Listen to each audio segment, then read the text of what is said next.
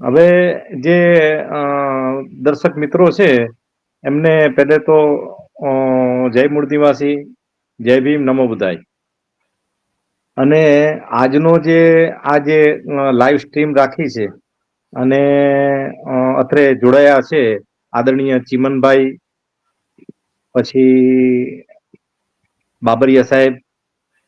તો જે શરૂઆતમાં જે વાત કરી આદરણીય ચીમનભાઈ એ કે ભાઈ કે હમણાં 2 દિવસ આશરે થયા છે. 2 દિવસ પહેલા ઉત્તર પ્રદેશની અંદર ઇટાવા જે શહેર છે એની નજીક એક ગામ છે અને ત્યાં એક આહિર યાદવ સમુદાય જાતિના જે કથાકાર જે લગભગ 15-17 વર્ષથી પોતે કથા કરતા આવ્યા છે એવું એમનું કહેવાનું થાય છે. તો એમને આમંત્રણ આપવામાં આવ્યું હતું ભાગવત કથા કરવા માટે અને એમણે એ આમંત્રણ સ્વીકારી અને એમને પોતે ભાગવત કથા સંભળાવી અને પછી પાછળથી જ્યારે આપણા એમના જે લોકોએ બોલાવ્યા હતા એમણે એમને કઈ પૂછ્યું, જાતિ પૂછી એમની. તો આમણે ચોખે ચોખ્ખી જે પોતાની જાતિ હતી એ જણાવી. કારણ કે આ લગભગ ઓછામાં ઓછી ગઈકાલથી લઈને કે મેં નહીં તો લગભગ 7-8 અલગ અલગ જે જે આપણે યુટ્યુબ ચેનલ છે એના માધ્યમથી આ બધી જાણકારી મળી. તો એમણે કોઈ એવી પોતાની જાતિ છુપાવી હોય એવું કંઈ કીધું નથી. એમણે જે સ્પષ્ટ છે તે જ વાત કરી. હવે આપણે અને જે બ્રાહ્મણ બહુસંખ્યક વસ્તીવાળું એ ગામ હતું અને એ લોકોએ પોતે અપમાન મહેસૂસ કર્યું કે ભાઈ કે બ્રાહ્મણોના ગામમાં આવી અને તમે એમ કે આ કથા કરો તે એ ઠીક નથી. અને એમના માટે બધા જાતિ સૂચક જે અપમાનજનક શબ્દો વાપર્યા. તો આ જે ઘટના ઘટી અને એનું આખું વર્ણન તો તમે ચિમનભાઈએ કર્યું જ છે. તો આજે આના માટે કોણ જવાબદાર છે ને શું છે એમાં ટૂંકમાં જો મારી વાત કહું તો આજે હા બોલ. હા, અવાજ આવે છે ને હવે? આવે છે. તો મૂળ વસ્તુ જે તમે સ્પષ્ટ વાત ઘણી બધી વાસ્તવિક વાત કરી કે આ જે કથાકાર તરીકે જે આપણા જે યાદવ આહિર જાતિના જે ભાઈ, એમનું નામ શું કીધું તમે? મુકુટમણિ યાદવ. હા, મુકુટમણિ યાદવ અને એમના બીજા સાથી મિત્રો પણ હતા. એમાં બીજા જે તબલા વાદક હતા, કોઈ હાર્મોનિયમ વગાડતા હતા, એવા બધા કલાકારો પણ હતા.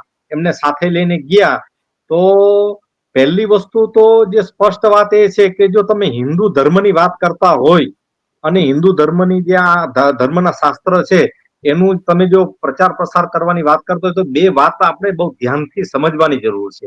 પ્રથમ એક તો જે ભાગવત ગીતાની વાત કરીએ કે મનુસ્મૃતિ હમણાં તમે જે બતાવી તો મનુસ્મૃતિ આધારે પણ આપણે વાત કરીએ. હિન્દુ ધર્મના જે કોઈ શાસ્ત્ર ગણવામાં આવે છે એને જો આપણે ધ્યાનમાં રાખીએ ને એની અંદર જે વાત બતાવી છે અને એનું મહત્વ સમજાવ્યું છે એના આધારે તો તમે જે કીધું એ સ્પષ્ટ જ છે કે ભાઈ કે આ જે કહેવાતા જે હિન્દુ સમાજના જે લોકો છે એને 4 વર્ણમાં વિભાજિત કરવામાં આવ્યા છે: બ્રાહ્મણ, ક્ષત્રિય, વૈશ્ય અને શુદ્ર.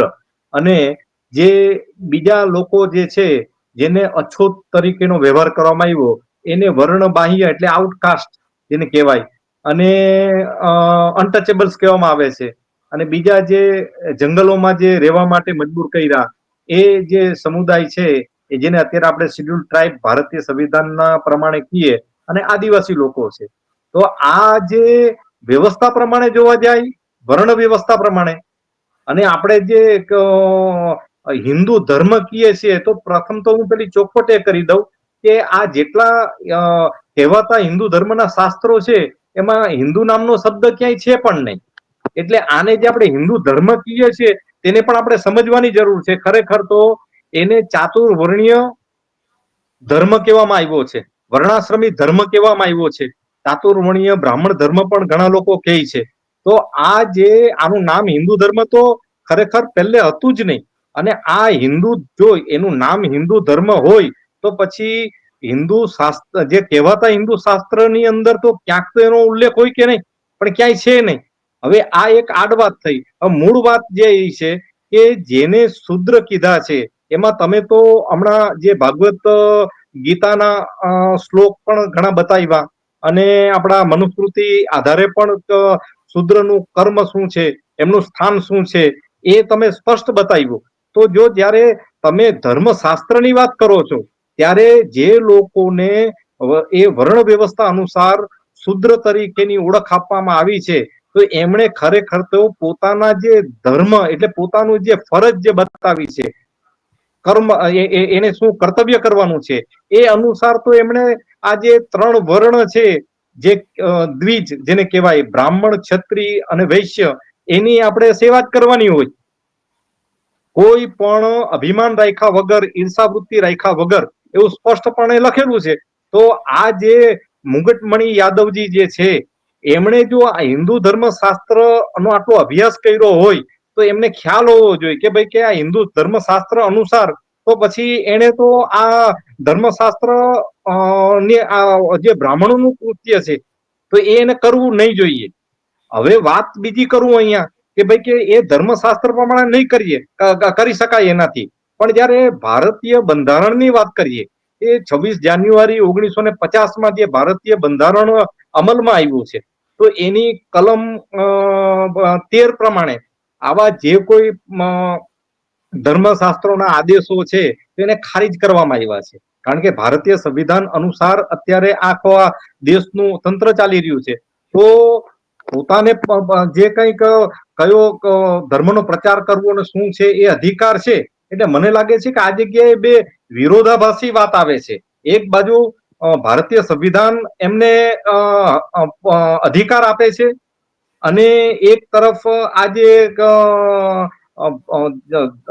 ધર્મશાસ્ત્ર છે, ભાગવત ગીતા છે કે મનુસ્મૃતિ છે, એના આધારે તો સ્પષ્ટ એમને નિષેધ જ છે કે ભાઈ કે તમે શુદ્ર વર્ણના છો અને તમારે આ બ્રાહ્મણનું કૃત્ય છે તમારે કરાય નહીં. હવે આ જે વિરોધાભાસી જે પરિસ્થિતિ છે એમાં વિવેકનો ઉપયોગ કરવો પડે આપણે કે ખરેખર એને શું કરવું જોઈએ અને શું નહીં કરવું જોઈએ. હવે પોતાને જે લોકો હિન્દુ માને છે તો ખરેખર તો આપણે ચિમનભાઈ કે ઘણી બધી વાત આપણે સમજવાની જરૂર છે કે ભાઈ કે તથાગત બુદ્ધ જયારે પોતાની વાત કહેતા ત્યારે સ્પષ્ટ કહેતા કે હું કહું તે તમે મારી વાત સાંભળો અને તમારા તર્ક અને વિવેકનો ઉપયોગ કરો. એમ આપણા જે બહુજન સમાજના લોકો છે, બહુજન સમાજનો મતલબ જે બહુસંખ્યક જે લોકો છે જેને ભારતીય સંવિધાન અનુસાર SC, ST, OBC અને માઇનોરિટીઝની જે આખી ઓળખ આપવામાં આવી છે, તો એમણે ખરેખર તો આ આપણે તથાગતે કીધું છે એવી રીતે કે ભાઈ કે કોઈ પણ વાત તમે સમજો અને પહેલે વિચારો, તમે જાણો, જાણ્યા વગર જ તમે આંધળું ક્યાં કરો તો પછી પરિણામ ખરાબ આવે. તો ખરેખર આપણે જે વાણી સ્વતંત્રતાનો અધિકાર મળ્યો છે એ ભારતીય સંવિધાનના માધ્યમથી મળ્યો છે. અને જ્યારે જે શાસ્ત્રનું તમે પ્રચાર પ્રસાર કરવાનું કામ કરી રહ્યા છો એ શાસ્ત્ર તમારા ઉપર પ્રતિબંધ મૂકે છે, તો આ તો વિરોધાભાસી પ્રવૃત્તિ કહેવાય. તો ખરેખર જે ભારતીય સંવિધાન અનુસાર તમને જે હક અધિકાર મળ્યા છે, વાણી સ્વતંત્રતાનો અધિકાર મળ્યો છે, તો એના આધારે તમને જે અધિકાર અપાવનારા જે મહામાનવો છે, અર્વાચીન ભારતની વાત કરીએ તો આપણે 19મી સદીમાં મહાત્મા જ્યોતિરાવ ફૂલેથી સ્ટાર્ટ કરો અને 20મી સદીના અંતમાં પણ જે આપણા આદરણીય કાંશીરામ સાહેબ સુધીના જેટલા મહામાનવો થઈ ગયા છે, તો એમણે જે વિચારો બતાવ્યા છે કે મહાત્મા ફૂલે છે, માતા સાવિત્રીબાઈ ફૂલે છે, પછી રામાસામી પેરિયાર નાયકર, પછી આદરણીય જનનાયક બિરસા મુંડાજી, અને એના પહેલા જે થઈ ગયા આપણા મધ્યકાલમાં સંત કબીર છે, સંત રવિદાસજી છે, ગુરુ નાનક છે, અને અર્વાચીન ભારતમાં જેને આરક્ષણ અત્યારનું જે અનામત છે એના જે આધુનિક ભારતના જે જનક કહી શકાય એવા મહારાજા છત્રપતિ રાજે સાહુજી, જે કોલ્હાપુર સ્ટેટના તત્કાલીન મહારાજા હતા. તો આવા જે મહામાનવો છે, તો આ બાબતની લોકોને જાણકારી આપવા માટે તમારા જ્ઞાનનો ઉપયોગ કરો. કારણ કે જે આ મુગટમણી જે છે એમનો થોડું જાણકારી એવી મળી કે પોતે પ્રાઇવેટ સ્કૂલ ચલાવતા હતા કે કંઈક એમાં કામ કરતા હતા, અને એ કઈ બંધ થઈ તો પછી એમણે પોતાની આજીવિકા માટે આ ધર્મશાસ્ત્રનો પ્રચાર પ્રસાર કરવાનું શરૂઆત કરી. અને એ ધર્મશાસ્ત્રનો પ્રચાર પ્રસાર એમ કહે છે કે પોતે 10-12 કે વધારે વર્ષથી કંઈ કરી રહ્યા છે. અને પ્રથમ વખત આવી રીતે બ્રાહ્મણોએ એમનો વિરોધ કર્યો. હવે બ્રાહ્મણો એમના ધર્મશાસ્ત્રો પ્રમાણે મને લાગે છે કે એ સાચા છે, કે ધર્મશાસ્ત્ર પ્રમાણે ભાઈ શુદ્ર જે વર્ણની અંદર આવનારી જાતિઓ છે એને ખરેખર તો એને જે શાસ્ત્રમાં બતાવેલું કામ છે તે જ કરવું જોઈએ. જો તમે ધાર્મિક પોતાને માનતા હોય તો હકીકતની અંદર જો પોતાને તમે અત્યારે લોકતંત્રની અંદર જે ભારતીય બંધારણ છે અને એ અનુસાર તમે જો પોતાને એક સ્વતંત્ર ભારતના નાગરિક તરીકે, એક ભારતીય તરીકે જો સમજતા હોય તો તમારે આ જે અસમતાવાદી ક્રમિક અસમતા આધારિત જે આ વર્ણ વ્યવસ્થા છે, જાતિ વ્યવસ્થા છે, એનો તમારે ઇનકાર કરવો જોઈએ. એટલે આપણે ખરેખર તો તર્ક અને વિવેકનો ઉપયોગ કરી કે આપણા મહામાનવોએ જે ખરા અર્થમાં લોક કલ્યાણકારી મહામાનવો છે એને શું કહ્યું છે એ આપણે સમજવાની જરૂર છે. હવે આ જે શાસ્ત્રની વાત કરે તો શાસ્ત્રની વાત તો બાબા સાહેબ આંબેડકરે છે, મહાત્મા જ્યોતિરાવ ફૂલે છે, ઘણી બધી ચોખવટ ને સ્પષ્ટતા કરી છે. તો ધર્મશાસ્ત્રો બાબતની જાણકારી તમારે નહીં મેળવવી એવું કહેવાનો મતલબ નથી. ધર્મશાસ્ત્ર બાબતની તમારી પાસે જાણકારી હોવી જ જોઈએ. પણ એમાંથી બાબા સાહેબ બાબતે આપણે જોઈએ તો બાબા સાહેબ આંબેડકર પાસે લગભગ ધર્મશાસ્ત્રોની જાણકારી હતી.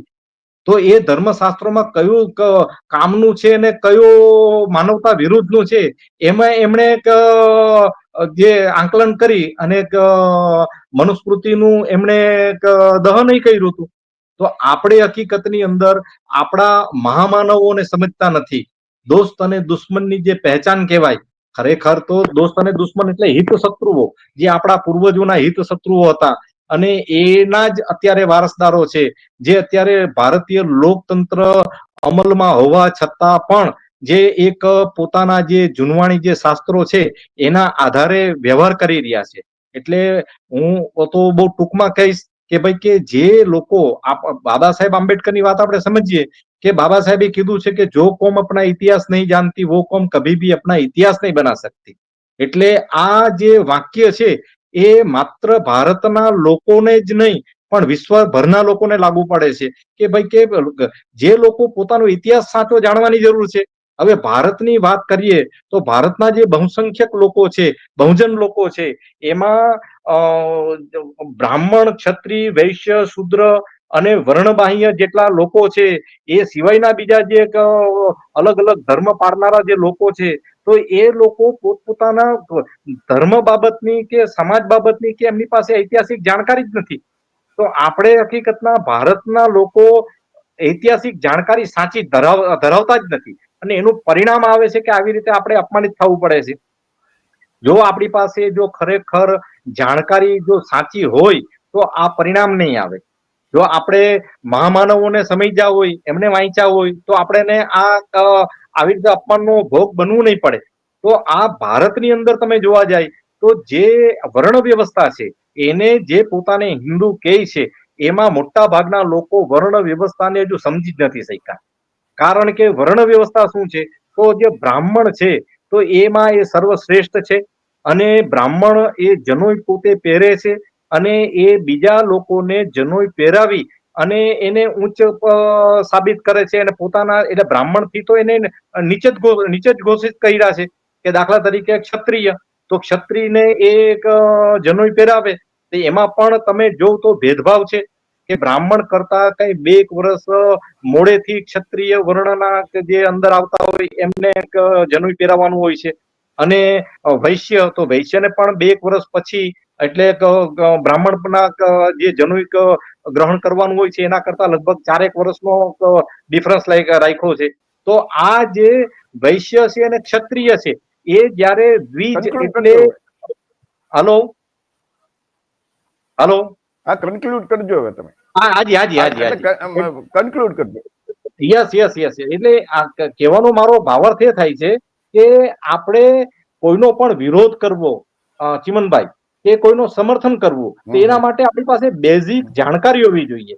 તો આ જે પોતાને હિન્દુ કેવડાવનાર લોકો છે એ પછી ચાહે ક્ષત્રિય હોય, ચાહે વૈશ્ય હોય કે ચાહે શુદ્ર હોય, કે પછી વર્ણબાહ્ય લોકો હોય, એની પાસે ખરા અર્થમાં આ બાબતની જાણકારીનો અભાવ છે, સાચી જાણકારીનો અભાવ છે. એટલે દાખલા તરીકે હું મારી વાત એક મુદ્દો મૂકી અને પૂર્ણ કરું છું કે જે શુદ્ર વર્ણની અંદર આવનારી જેટલી જાતિઓ છે, તો મોટે ભાગે શુદ્ર વર્ણની અંદર જે જાતિઓ આવે છે એમાં મોટા ભાગની જાતિઓની અત્યારે ભારતીય બંધારણ પ્રમાણે ઓબીસીની ઓળખ આપવામાં આવી છે.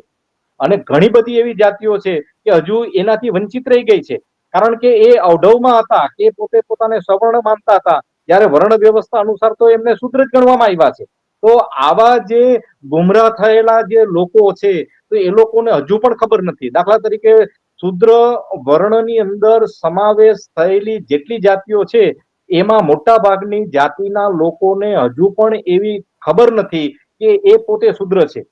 આમાં સમસ્યા એ છે કે જે લોકોને વર્ણ બાહ્ય રાખવામાં આવ્યા છે, જેની સાથે અછૂતપણાનો વ્યવહાર કરવામાં આવ્યો છે, એવા જે અછૂત ગણાતા ભૂતકાળના જે વર્ણબાહ્ય લોકો છે, જેને ઓળખ ભારતીય બંધારણ પ્રમાણે શિડ્યુલ કાસ્ટ આપવામાં આવી છે, આવા લોકોને મોટા ભાગના જે વર્ણ વ્યવસ્થા અનુસારના શૂદ્ર છે એ પોતે શૂદ્ર માને છે પેલા લોકોને, જે ખરેખર વર્ણબાહ્ય લોકો છે.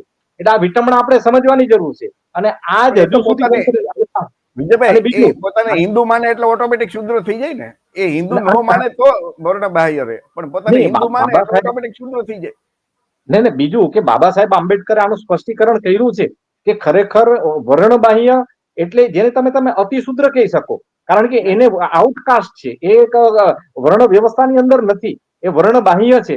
જે લોકો વર્ણની અંદર આવી અને જે શૂદ્ર વર્ણમાં દાખલ છે, તો એ લોકો પોતાને હજુ સુધી શૂદ્ર સમજી જ નથી શકતા.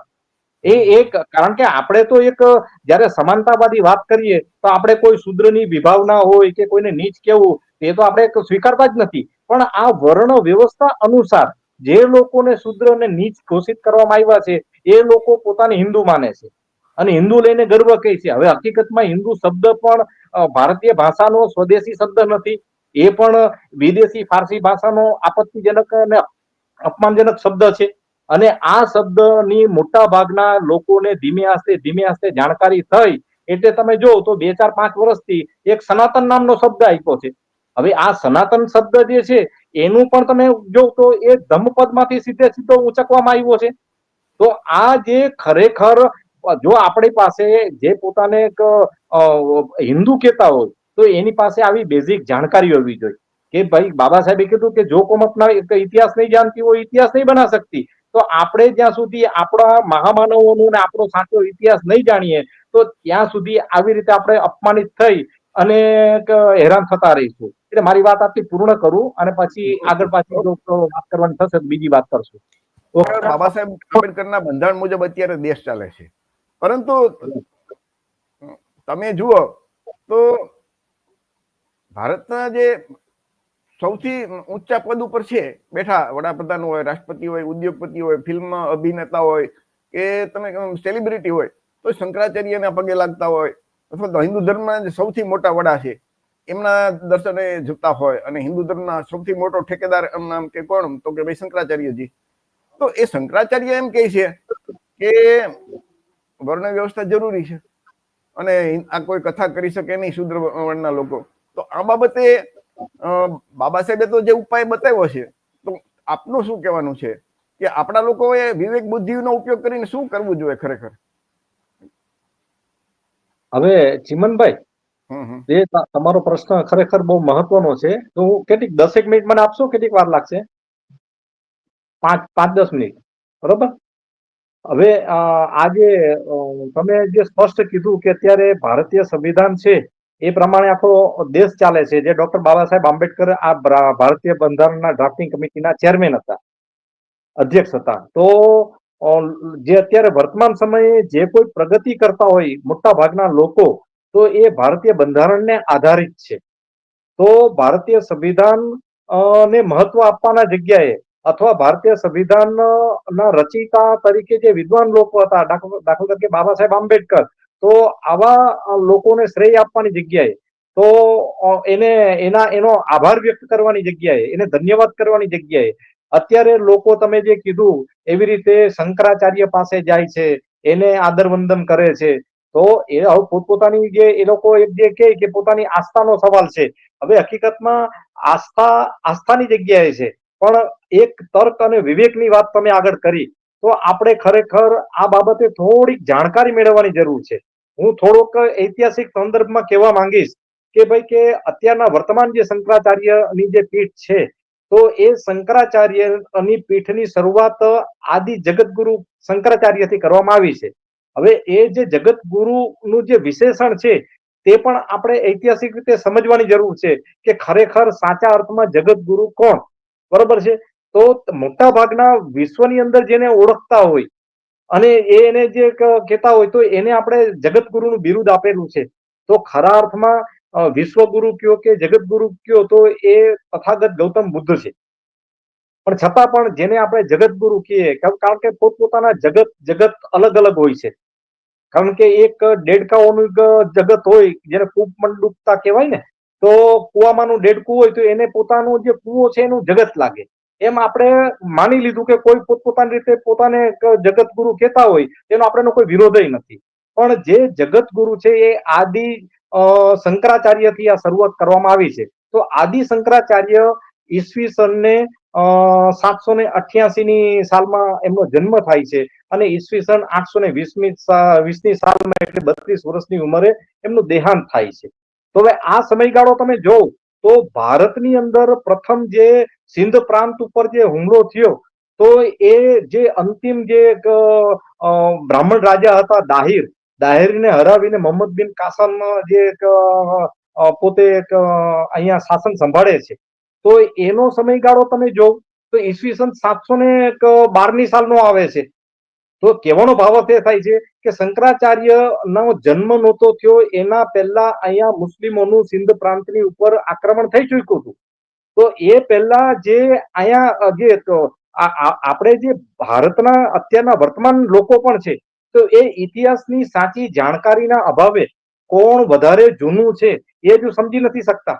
ખરેખર જે જો પ્રાચીન ઇતિહાસ અને ખરેખર ઇતિહાસ જે છે એના આધારભૂત પુરાવા જે જોઈએ, ખાસ કરીને પુરાતાત્વિક પ્રમાણો જેને કહેવાય, તો પુરાતાત્વિક પ્રમાણો પ્રમાણે જોવા જાય તો બુદ્ધના જેટલા પુરાતાત્વિક પ્રમાણો ભારત જ નહીં પણ ભારત બહાર પર જેટલા મળે છે એટલા લગભગ વિશ્વના કોઈ મહામાનવના નથી મળતા. તો આપણે ભારતની અંદર જે લોકો પોતે જે કોઈ શંકરાચાર્યને આદર કરતા હોય કે વૈષ્ણવાચાર્યને આદર કરતા હોય, તો એનો આપણે કોઈ વિરોધ નથી, પણ એને પોતે ભારતીય તરીકે એક ઇતિહાસ જાણવાની જરૂર છે. ભાઈ ઘણી વખત એવું બને છે કે ઇતિહાસની સાચી જાણકારીના અભાવમાં પોતાના સાચા મહામાનવોની ઉપેક્ષા કરી અને જે પોતાના મહામાનવોના જે હિતશત્રુઓ છે એને ઘણી વખત ઘણા લોકો આદર આપતા હોય છે. તો આ સાચી જાણકારીનો અભાવ છે. તો ખરેખર શંકરાચાર્યને તમે કીધું કે ભાઈ શંકરાચાર્યને આદર આપવા જાય, તો શંકરાચાર્યને આદર આપવા જાય એનું કારણ શું છે કે એને એમ કે શંકરાચાર્ય એટલે બહુ જૂનામાં જૂના, મોટા ભાગના લોકોને એમ હજુ ખબર જ નથી કે ભાઈ કે હજારો વર્ષ જૂનાની વાત કરે. ઘણી વખત કોઈ શાસ્ત્રની વાત આવે ત્યારે લાખો ને કરોડો વર્ષ સુધી પહોંચી જાય છે. તો ખરેખર આપણે ઐતિહાસિક દ્રષ્ટિ થી મૂલવણી કરવી પડે કે ભાઈ કોણ ક્યારે આ જન્મ લીધો છે. તો આ મારે ટૂંકમાં એટલું કહેવાનું થાય છે કે જગતગુરુ શંકરાચાર્ય વર્તમાનના જે છે, તો એની જે આદિ જગતગુરુ છે શંકરાચાર્ય, તો એ ના પહેલા અહીંયા મુસ્લિમો આવી ચૂક્યા હતા. તો એ આપણા જે પોતાની હિન્દુ કહે છે એને આપણે પૂછીએ તો એને હજુ આ બાબતની ખબર જ નથી. એ એમ કે શું વાત કરો છો, શંકરાચાર્ય પહેલા મુસ્લિમો આવી ગયા હતા એમ કે. ભાઈ તમે વાંચો, કારણ કે આપણે મોટા ભાગના લોકોને વાંચવું નથી, સમજવું નથી. હકીકતની અંદર આપણે એવું થાય છે કે ભાઈ કે શુદ્ર વર્ણ અને વર્ણ બાહ્ય ઉપર જ અત્યાચાર થયા છે. ના ભાઈ, એવું નથી. જે તમે જોવ તો વર્ણ વ્યવસ્થા અનુસાર જે ક્ષત્રિયો છે તો એને પણ અપમાનિત કરવામાં બાકી નથી રાખ્યું આ વર્ણ વ્યવસ્થા દ્વારા. ભાઈ પરશુરામની વાત કરી અને 21 વખત નક્ષત્રિય કરી, એવી રીતે કરીને વર્ણ વ્યવસ્થા અનુસારના જે ક્ષત્રિયો છે કે જે વૈશ્ય અને શુદ્ર અને વર્ણબાહ્યને જોઈ અને પોતે ગર્વ મહેસૂસ કરે છે કે અમે આ લોકો કરતા ઊંચા. તો હકીકતની અંદર આ ક્રમિક અસમાનતા જે છે એ ખરેખર એક ષડયંત્રકારી વ્યવસ્થા છે કે એ પોતાની ઉપર જે ઉચ્ચ થઈ અને એક શોષણખોર તરીકે બેસેલા છે એને એ લોકો હંમેશા જોતા નથી. એ પોતાનાથી નીચા જે ગણાયેલા જે લોકો છે એને જોઈને જ એક માનસિક ભ્રામિક એક ખુશી મેળવે છે. તો ખરેખર જ્યાં સુધી આપણે સાચો ઇતિહાસ નહીં જાણીએ ત્યાં સુધી આપણને ખબર નહીં પડે. એટલે મૂળે મારી વસ્તુ કહેવાનું એ જ થાય છે કે બાબા સાહેબ આંબેડકરે ઘણા બધા શાસ્ત્રો કે પુસ્તકો જે લેખા છે એનું અધ્યયન કરવાની જરૂર છે. તો પછી આપણને ખબર પડે કે ભાઈ કે આ ભારતની અંદર જેટલા લોકો છે એના મૂળ પુરુષ તરીકે જો કોઈ હોય, જો એનો કોઈ મૂળ ધર્મ હોય તો એ ખરેખર બૌદ્ધ જ છે. કારણ કે એના પ્રમાણો મળી રહ્યા છે અત્યારે. પણ આ કહેવાતો અત્યારે ભૂલી ગયા છે. કારણ કે હમણાં એક ચચનામા નામનું પુસ્તક મેં વાંચ્યું ચિમનભાઈ, એની અંદર સ્પષ્ટપણે લખેલું છે ચચનામામાં કે ભાઈ કે અત્યારે જે પોતાને વૈશ્ય ગણે છે, ઘણી જગ્યાએ કોઈ પોતાને ક્ષત્રિય કહે છે. આ લોહાણા જે જાતિ આવે છે, બરોબર છે, તો લોહાણા અને જાટ આ બે જે જાતિ છે એના ઉપર તો હથિયાર રાખવા ઉપર પ્રતિબંધ દાહિરના જે પિતાજી હતા ચચ, તો ચચ નામના જે બ્રાહ્મણ શાસક હતા એને રાખ્યો. અને એ જે પ્રતિબંધ મૂક્યો એ પછી જયારે અરબનું અહીંયા શાસન આવ્યું તો એમણે તપાસ કરી કે ભાઈ કે અહીંયા જે ચચ રાજાના ફરમાનો શું હતા. તો કે ચચ રાજા એ તો એમ કે આ લોહાણા અને જાટ ઉપર જે શસ્ત્ર રાખવા ઉપર પ્રતિબંધ મૂક્યો હતો. તો પછી તો એમ કે કન્ટિન્યુ રાખો, કાયમ રાખો. એટલે આ ઐતિહાસિક જાણકારી ભારતના લોકોને નથી. તો ખરેખર આપણે ઘણા એવા પુસ્તકો વાંચવાની જરૂર છે. અને જ્યાં સુધી ઐતિહાસિક સાચી જાણકારી, કારણ કે તથાગતની વાત આવે છે ને કે ભાઈ કે તમે સંશય કરો, તર્ક કરો ને વિવેક કરો, અને કોઈ બધાની વાત સાંભળો. તમે ધર્મશાસ્ત્ર પણ વાંચો અને બીજા શાસ્ત્ર પણ વાંચો, ઐતિહાસિક પુસ્તકો પણ વાંચો, અને પછી તમારી વિવેક બુદ્ધિનો ઉપયોગ કરી નિર્ણય કરો કે તમારે શું કરવું જોઈએ. આટલી વાત કહી અને મને લાગે છે કે મારો આ તમે જે કીધો એ સવાલનો જવાબ એમાં આવી જાય છે. ઓકે, ખૂબ ખૂબ આભાર વિજયભાઈ. તો મિત્રો, આપણે આ વિષય ઉપર કે ભાઈ યાદવ કથાકાર મુકુટમણિસિંહ યાદવ એમની સાથે જે વ્યવહાર અવાજ થોડો ઘોંઘાટ આવે છે. અચ્છા, ઓકે.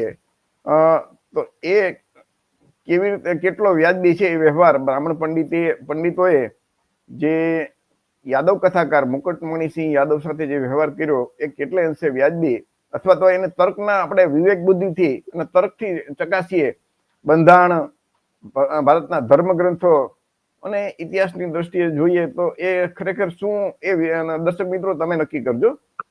આજે આપણો પ્રયાસ એ જ છે કે જે ધર્મની અંદર શુદ્રવર્ણના લોકોને હલકા વર્ણના, નીચ નાલાયક કે અધમ જાતિના કહે છે, છતાં શુદ્રવર્ણના લોકો એ ધર્મની અંદર શા માટે પડ્યા રહેતા હશે એ સમજાતું નથી, જે ડોક્ટર બાબા સાહેબના શબ્દો છે. તો દરેક મિત્રો ચિંતન કરજો, તર્ક કરજો અને યોગ્ય લાગે તે માનજો. ચિમનભાઈ, હું ખાલી 2 મિનિટ મારી વાત થોડીક કહેવા ઈચ્છું. હા, બોલો. એટલે મારે આ જે દર્શક મિત્રો છે એમને એક સંદેશો એ જ આપવાનો છે કે ખરેખર આપણે કોઈ કેતા કોઈને નથી, ચિમનભાઈનો ઈરાદો કે નથી બીજા કોઈનો પણ ઈરાદો કે કોઈને આપણે શુદ્ર કહીએ. કારણ કે શુદ્ર પોતાને ગણાવવું એ કોઈ ગર્વની વાત નથી, મને લાગે છે ત્યાં સુધી, બરાબર છે. પણ જે કઈ વાત છે એ આ વર્ણ વ્યવસ્થા અનુસાર જે લોકો આપણે માને છે તે તો આપણે સમજવું પડશે કે નહીં. તો એની સમજદારી રાખી અને મને લાગે કે જે કઈ આ જે અપમાન થયું એ મને લાગે કે કોઈ એક આહિર કે પછી આ પશુપાલક જાતિનું જ અપમાન થયું છે એવું નથી, પણ એક માનવતા અને સમાનતાની દ્રષ્ટિએ જો જોઈએ તો આખી આ માનવ જાતનું અપમાન છે. દરેક મનુષ્યનું અપમાન છે. કારણ કે એક મનુષ્ય બીજા મનુષ્ય સાથે આવો વ્યવહાર કેવી રીતે કરી શકે? બરોબર ને? બરોબર છે. ઓકે. મિત્રો, તો આ કાર્યક્રમ આપણે અહીંયા પૂરો કરીએ છીએ. જય ભીમ, નમો બુદ્ધાય, જય સંવિધાન. જય સંવિધાન, જય ભારત.